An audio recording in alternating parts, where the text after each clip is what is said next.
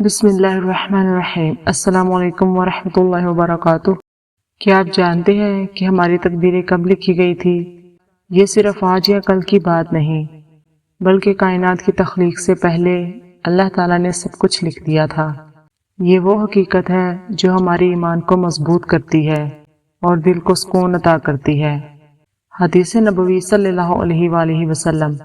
حضرت عبداللہ بن عمر رضی اللہ تعالیٰ عنہ فرماتے ہیں، میں نے رسول اللہ صلی اللہ علیہ وآلہ وسلم کو فرماتے ہوئے سنا، اللہ تعالیٰ نے آسمان اور زمین کو پیدا کرنے سے 50,000 سال پہلے مخلوقات کی تقدیریں لکھ دی تھی، اور اس وقت اس کا عرش پانی پر تھا۔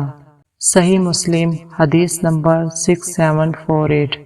یہ حدیث ہمیں تقدیر کے بارے میں گہری سمجھ دیتی ہے۔ 50,000 سال پہلے، یعنی جب نہ آسمان تھے، نہ زمین، نہ انسان، نہ کائنات، تب بھی اللہ تعالیٰ نے سب کچھ لکھ دیا تھا کہ کون پیدا ہوگا، کب تک جیے گا، کیا کرے گا اور کہاں اس کا انجام ہوگا۔ پہلے عرش پانی پر تھا۔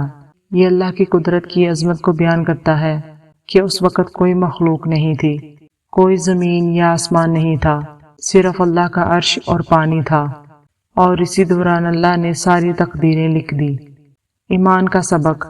یہ جان لینے کے بعد مومن کے دل میں سکون آ جاتا ہے کہ جو کچھ ہوتا ہے وہ اللہ کے فیصلے سے ہوتا ہے۔